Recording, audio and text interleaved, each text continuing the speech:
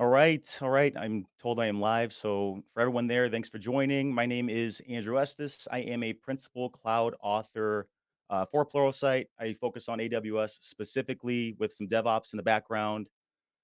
Today, what we're going to do is we're going to have about roughly 15, 20 minutes where we're just going to discuss some of the cloud skills that we've seen throughout the year that are kind of occurring more often than not in job recs, skills that are in demand, et cetera, for the rest of the year, specifically around growing your career in the cloud, like AWS, Azure, and then GCP. So, without further ado, let's go and jump right in. So, first thing here, just a brief overview on what we're kind of expecting to talk about here. Cloud, now kind of a staple. We're going to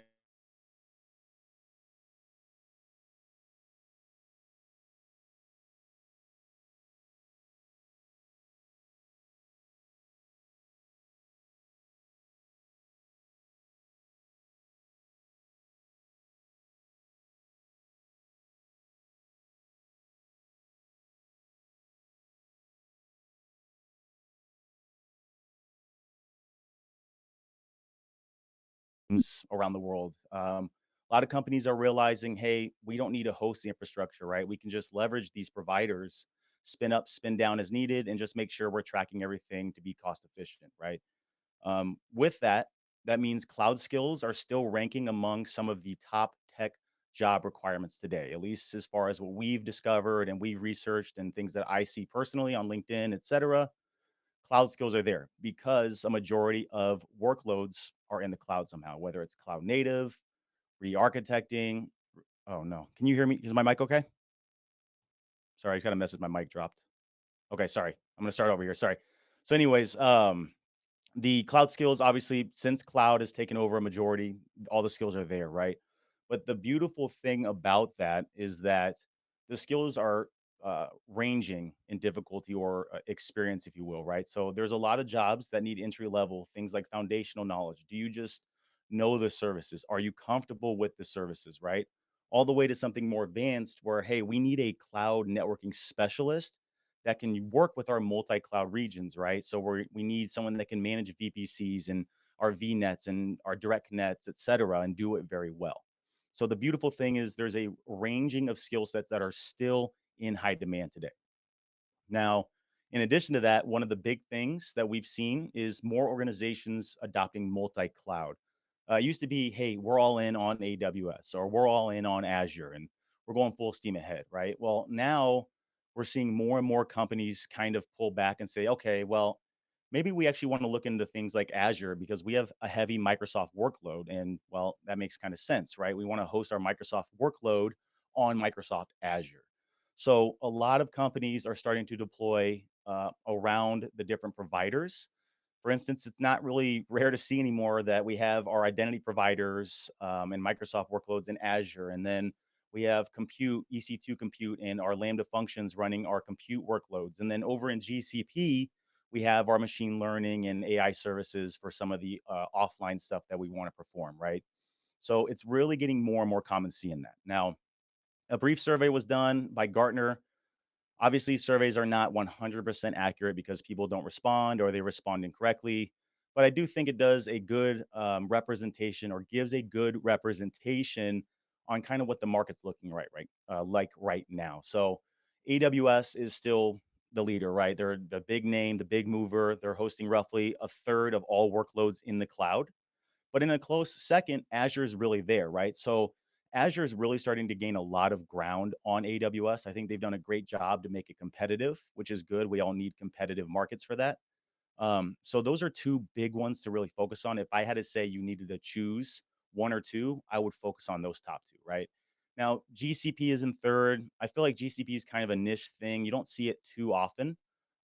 People just don't tend to really favor it over the other ones for whatever reason, but comes in at third. And then the others here are really a ton of small percentages added up, right? So things like Alibaba Cloud, Oracle Cloud, things like that, all combined to one, make up a third of the market, right? So the big three providers are what you really kind of want to focus on to make yourself marketable. In addition to that, since there's so many clouds now, being an expert in one is fantastic, right? I don't think I've ever heard someone say, hey, I don't want an expert in AWS. I don't want an expert in Azure. I need just someone that's good at are pretty good at a lot of stuff, right? No one's going to turn that down. However, you're really going to make yourself a lot more marketable by getting more skill sets and more experience across different clouds, right? It doesn't even have to be anything super complex. Just get in, set up an Entra ID tenant, right? Work with all that stuff in Azure or work with single sign on identity center, I should say now in AWS, right? Play around, get hands on experience, break things, fix things. That's going to be the best way to really build your own resume to show yourself off, right? Or advance your skill sets in your current career. Now, shameless plug here, of course, depending on Pluralsight subscriptions, we do offer hands on playgrounds. So if you don't have something at home or for your business or whatever it may be, this might be a good approach. You just spin up a brand new account, you log in with your IAM credentials, you break stuff, you fix stuff, you tear it down when you're done, and you just kind of wash your hands and you move on, right? No additional cost, which is kind of the big thing for someone learning, right? We don't want to incur costs. With cloud out of the way, let's talk about automating and securing all the things. Now, first and foremost, containers, right? Containers are here to stay. Obviously, that's huge. That's probably pretty self-explanatory. It's in pretty much any DevOps related position, I feel like. So you really want to still reinforce Docker fundamentals at a minimum and try and get more advanced concepts going, right? Maybe multi-stage builds if you're not that far, right? Working with lifecycle management that's a little bit more complex for multiple applications due to their portability. Containers are here to stay, right? They're not going anywhere anytime soon. Because of that, orchestration, right? The big one, everyone knows, I'm sure, Kubernetes for orchestration. I tend to argue with people. I think it's a little bit overkill for a large majority of workloads, but that's just me being a little petty and dying on a hill I don't need to die on. But with that being said, it is a huge requirement on a ton of DevOps and cloud related positions. So really get in, get your hands dirty with Kubernetes and learn it. You can do it locally with a thing like Minikube. It doesn't have to be complex. Just understand how things stand up, spin down, retry, etc. And really, from a cloud perspective, we recommend you go on and you use things like the managed services, like Amazon EKS, right? Azure's Kubernetes service, the GKE over in GCP, leveraging those and learning the different crucial components that are required and then kind of what it takes to get it going are critical. Again, hands-on knowledge is great because you're understanding what it really takes to get something going. So play around with the orchestration platforms in the managed providers. Thirdly, another one that's probably a little self-explanatory or obvious, I should say, is infrastructure as code. So this is really expected, right? You need to be good or at least understand how to use infrastructure as code. So if you haven't, better late than never, get going on it. You really want to work on mastering tools like Terraform, OpenTofu, Pulumi, right? These different declarative approaches so that you can make repeatable deployments and automated deployments and reduce human error and you can shift to multiple clouds, right? Like we just talked about. You really want to work with these and get very efficient at them. Now, another thing, this is an opinion that some people hate, but I'm going to say it. I also like to tell people to learn the cloud native approach, right? CloudFormation, Bicep, those different things that go along with like AWS and Azure. I'm the person that likes to think it's the right tool for the job, not brute forcing a tool for everything. So maybe you need something simple like a stack set, a one time deployment you don't think you're ever really going to change. And maybe you just deploy that in AWS and you're done, right? That's CloudFormation. It's good enough. That's all you need.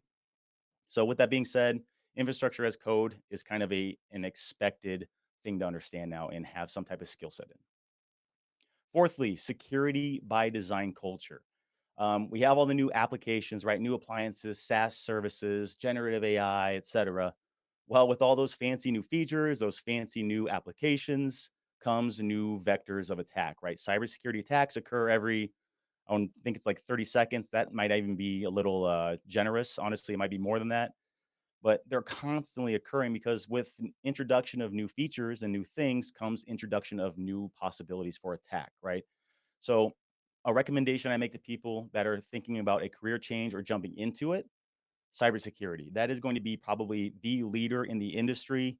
It's not going away anytime soon. It's basically an endless job. So it is a hustle, but it's very, very important, right? Very important. Um, for things regarding kind of the skill sets that go along with it, you really want to take a secure by design approach when you're deploying, engineering, et cetera. So, for instance, are you implementing automated vulnerability scanning in your CI CD pipelines for your Docker images, right? Are you using AWS config or Sentinel policy or Terraform Sentinel, sorry, for enforcing compliance regulations to make sure things do not get deployed or you're detecting if they do get deployed, right? Using these different tools to accelerate your security by default. In addition to that, kind of building on that is observability and monitoring. Now, this to me is highly underrated. I don't feel it gets a lot of love that it deserves. Everyone kind of sees like the Gen AI, the cloud, the Kubernetes, right? The shiny big new words. But observability and monitoring are equally important in my mind, right? With these modern applications on cloud, or multi-cloud, or multi-region, well, they're a lot more complex, right? We have compute over here, we have serverless functions, we have containers over in GCP. How do we monitor all these things and do so well? Well, observability and monitoring skills. So, learning how to use things like Datadog, Grafana, Prometheus, Sumo Logic, or even built-in cloud native ones like CloudWatch logs and metrics, right? Understand how you can leverage those to get better insights into your system's behaviors, right? You're able to quickly diagnose, you can test, you can fix, you can address issues, etc. Ideally, before too many customers are impacted, right? The idea here is that these skill sets are going to help you be a lot better at your design and getting ahead of the curve when things happen. Two honorable mentions here, real quickly, that go along with DevOps. Python, language of the cloud, still.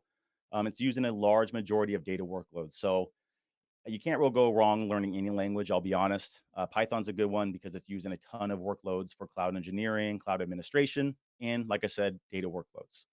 And the second one here is Go. I joke with my friends. I'm like, if you can write in Go, you can take over the world because so much is actually written on Go that's used today, right? If you need to make a provider in Terraform, Go. If you need to make a Kubernetes controller that's custom to your workload, Go, right? So Go is kind of the driving force of the underlying technology for a lot of these popular platforms and services. So if you can write in Go, again, you can take over the world. Moving on to AI everywhere. I'm sure everyone's excited. First and foremost, this is not going anywhere anytime soon, right? So it's kind of time to embrace it at least a little bit. At least at minimum, you should understand it, right? How to use it.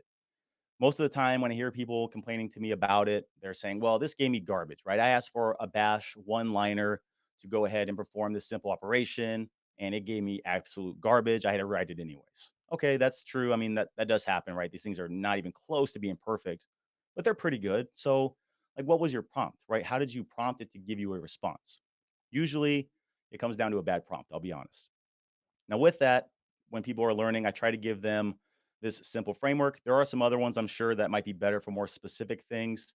This is just a good general one I like to tell people to get started, the RTF framework. If you're not familiar with it, R is for role, right? So, what perspective or role do we need our model to actually go ahead and take? For instance, in this example, let's say, hey, I want you to act like you are a data scientist. Okay. T is for task. What task or action do we need the model to actually perform? So in this, you're a data scientist. I need you to ingest this Excel spreadsheet and find duplicate values. Okay. And then F is for format. So how do we want the response formatted and returned back to us? So as a data scientist, ingest this Excel spreadsheet and find duplicate values. And then thirdly, as a format, give me back a CSV formatted file so I can use it elsewhere, right? That's a very specific example, specific prompt, not a lot of wiggle room for mistake. Now, again, that's very simple. There are a lot better, more specific prompts, but that kind of breaks down the RTF framework. In addition to this, make sure if you're an engineer, test out, or honestly, to be honest, even if you're not, it's fun just to play with, but test out the generative AI services for coding, like coding assistants, right? Things like Cursor AI, Copilot, and Windsurf are some popular examples. These are there to help speed up your workflow and make it a lot easier to go ahead and get your projects done faster and more efficiently. Now, that being said, you need to evaluate, right? And doesn't give you exactly what you need every time, but it is there and it does help or it could help speed up your workflows and your processes. So, by all means, test and evaluate each of these or some of these and just see if they work for you. Maybe they don't, or maybe you're like, yeah, actually, I really like these. And then moving on, project idea. I'm sure if you've been reading around, looking on YouTube, whatever, MCP, big thing right now in the last several months, especially. Project idea is to implement a model context protocol server, right? So if you're not familiar with MCP, essentially high level, it's a way to provide a kind of a standardized interface and framework to front a system, right? So you're giving your model access to external systems with a standardized interface. So instead of doing a bunch of individual integrations, you now have this one standardized way, and you have Claude interact with things like Slack, GitHub, your file servers, etc., using an MCP server, and you perform workloads, right? So go through. There are several tutorials online and on YouTube for simple things just to play around with. It's a good way to build experience to understand kind of how workflows work. Lastly, here, again, very, very big, get hands on, right? I'm a big proponent of hands on practice no matter what, right? Like, yeah, studying, reading, watching courses is great and obviously encouraged since that's what I do, but you need to get hands on somehow, right? Whether that's a local sandbox, mini cube cluster at home, using one of our hands on playgrounds here, right? This is going to be good for getting hands on experience for managed AI services, cloud services, so take advantage of things like this, break things, fine tune your parameters, etc., and really build on that knowledge. It's going to make you a lot more marketable and it's going to make it a lot more enjoyable when you understand how to harness it. Now, honorable mentions again, this time specific to AI and ML. Three things here. NVIDIA DGX Cloud. Not really talked about too much. This is really just me kind of putting this in here because I think it's cool and taking a gamble. I think it's going to get a little bit bigger in the future. Obviously, NVIDIA is extremely valuable right now in the market. And this is just their cloud offering for AI infrastructure. Next is Oracle Cloud. I'm sure everyone saw XAI is sitting on this now, right? They won their big contract, if you will, to host XAI's infrastructure. Oracle Cloud or Oracle in general is a humongous name, not going to go anywhere, big mover in the industry, something to explore as well, besides the bigger ones, or more popular, I should say. And then lastly, small language models or SLMs. And in addition to this, multi agents. SLMs were something that popped up on our radar early 2025 in our forecast. And they've really hung around, right? SLMs, everyone knows an LLM, a large language model. That's kind of what you're working with when you're playing with like ChatGPT and their models, right? SLMs are great for working on more specific things, right? They're a lot smaller, thus the name. They're more resource efficient. You can deploy them on device. It allows for better security and privacy.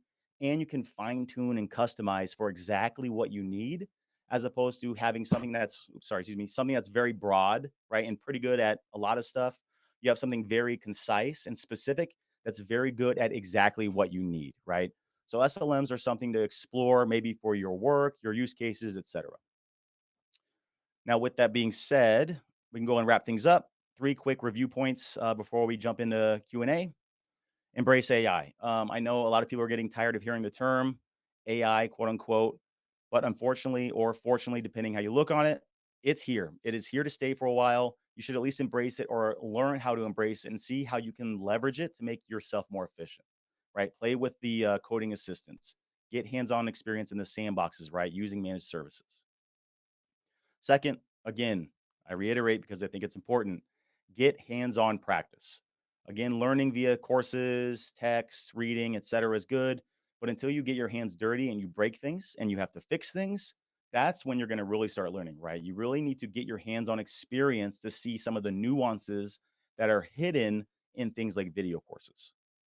And then lastly, make a plan and stick to it, whether it be you want to deploy an MCP server by the end of the week, right? Okay, dedicate your time, 10 minutes a day to learn and really stick to it, right? Hold yourself accountable. Or maybe you want to take a certification, like the machine learning certification in 2 months. Okay, well, 2 months is the goal. Set that goal and then set a plan for studying and learning and getting hands on. Maybe it's 20 minutes a day over lunch during the workday. Stick to it, it's going to make you a lot more accountable and you're going to enjoy the process and you'll get rewarded a lot more often. Now, with that being said, we can jump over to questions. I cannot see, but give me 1 minute. All right. First question, I'll read it off for you guys just before I answer. Is it worth having basic certifications like Azure Fundamentals or Cloud Practitioner for? I would say absolutely. It's going to be very important for a few different positions, if you will, like entry level. It's going to show you grasp the idea of or the fundamentals, right? The foundational knowledge of those cloud providers. Now, I wouldn't just rely on that solely, if you will, right? Maybe build some projects in it, even if they're very simple. but you're never going to go wrong having a cert. I tell people certs don't make you qualified, but they show you can learn, right? Which is awesome. So recommend those for entry level. And then also, it's very good. Like the cloud practitioner, for example, is very good for even like sales reps, right? Or someone in business and finance because you kind of learn some of the terms and some of the approaches. And then someone asked, what about serverless? Yes, absolutely. Serverless and then containerization, very big. Big thing with serverless. You'll find that people that are huge fans of it will say everything needs to go serverless. Not always the case necessarily. So do your due diligence. But regardless, yeah, I would 100% learn serverless because it's very useful. And then Rust seems to be getting traction for Lambda function. Is it preferred? Uh, so for me, I would say I prefer Python just because I work with Python, but I have seen Rust taking ground. I've seen a lot of people say they actually do prefer it. I couldn't answer that one for the like kind of the general population. I would say it's going to depend on the workload, I suppose, right? Rust is probably a lot better at certain things than Python is. So I don't think again you're not going to go wrong doing one or the other, right? So just try and learn one, pick one, get good at that one, proficient at one, and then maybe you start leaning into some other ones for specific use cases, right? The right tool for the job type of thing. And then another question, do cloud providers have any free plans for studying and preparing for the exams? AWS used to. I'm not sure if they do anymore. I forgot what it's called. It was I can look it up. I forget, but it was AWS did provide some free plans. Not great, I'll be honest, and that's not just me saying because I create AWS content. But they do have some live public tutorials and offerings that do help, and I think they actually offer quite a bit of free stuff. From a free plan standpoint, I'm not sure if Azure does it anymore. I thought they had an issue with it, but AWS offers free tier. You should get some credits for GCP, right? So just when you do this, I will say, if you do this on your own, make sure you read through the agreements, right? Because some things are not covered under free tier. So you can't just spin up whatever you want and leave it running. You're going to get a surprise bill and you're going to learn the hard way why cloud can suck sometimes. I'll be honest. Moving on, another question. What do you think the job market is like right now compared to a few years ago? What are the most up to date courses and what are you working on now? Awesome. Job market is tough right now. I'll be honest. I think there's a sharp lean toward companies trying to be a little bit more quote unquote efficient and leverage these honestly like AI tools and machine learning. I think there's going to be a sharp rebound at some point when they realize they can't do everything they think it can. Just to be very frank, um, you're really going to have to find a way to differentiate yourself is probably the best way to put it, right? Like what skill sets do you really bring to a job rec, right? And make sure you're when you're applying for a job, you're getting specific descriptions and reasons why you would be a fit for that specific job. And an underrated thing that we didn't talk about because it's not cloud related, soft skills, right? Be good at talking with people. Try not to be abrupt. Don't be cold. Soft skills carry you a long way, right? Connecting with people, networking that gets a lot of jobs more so than being technically inclined. I'll be 100% honest with you. And then what are the most up to date courses? I did attach some that are relevant to this talk, or I gave some to our team here. I think they'll send them out. But honestly, if you're just trying to get started with a lot of stuff, I would recommend taking like a cert prep course. And you don't even have to take the whole thing, right? Just get into it, and you're gonna find things that kind of pique your interest, and maybe you just start doing deep dives on that. So my recommendation would be start on some of the cert learning paths, at least on the Pluralsight side, and really see, oh, hey, I actually like machine learning and I like Bedrock like very, very intensely. I'm just going to focus on that and become an expert on Bedrock, right? Which is a great idea because it's huge right now. But that would be my recommendation. And as far as like what I'm working on right now, I am neck deep in a spoiler alert, a networking specialty refresh on Pluralsight. So if you guys are interested in networking for AWS, we are working on an update right now. So hopefully very soon that'll be published. But that's the big thing right now. And then last one, interested in playing with the sandbox, but I can't find a lot of labs to guide me through what to do. What would you recommend? That's a good question. I know sometimes the organization is a little hard. We do have a hands-on. I guess I should ask a follow-up. Have you actually looked at the hands-on labs section of our platform? Because if you have not, I would start there. Otherwise, it's going to just take a lot of specific searches, unfortunately. So honestly, if you can't find something guided from our platform, I would even look up things on YouTube. Like just search on YouTube. There's a lot of good enough, right, guides for some stuff like that, and then you can leverage the sandboxes to do stuff that you wouldn't normally do with one of our labs, right, or our guides. That's probably the way I would do that. And honestly, just try and recreate, like if you're taking a cert course, for example, right? Try and recreate one of the demos, right? I think we trying to walk you through as much as we can, but also trying to be time efficient. So maybe try and use that as like a puzzle. You're trying to figure out, okay, how did he create this IAM role with this trust relationship, so that I can cross account assume that role, right? That's a good one. And then, what do you think are the necessary cloud skills for a senior developer? That's a good one. At minimum, you have to have a deep understanding of like the core services, right? And I'm going to just talk about AWS specifically for now, but it kind of translates. It's just different terms, obviously, but like understanding the networking, like VPC, understanding the IAM stuff, right? Or Entra ID, how you can implement least privilege access, how you control access and privilege access management. Sorry, access and authorization. Um, from a developer standpoint, I would get familiar with probably automating deployments via like version control is a good one. From a cloud perspective, the managed services, right? So serverless platforms, launching Docker containers in the managed orchestration platforms, and even honestly using things like there are managed like front end application stuff, right? Like Amplify for very simple static sites that have some rendering that's required, right?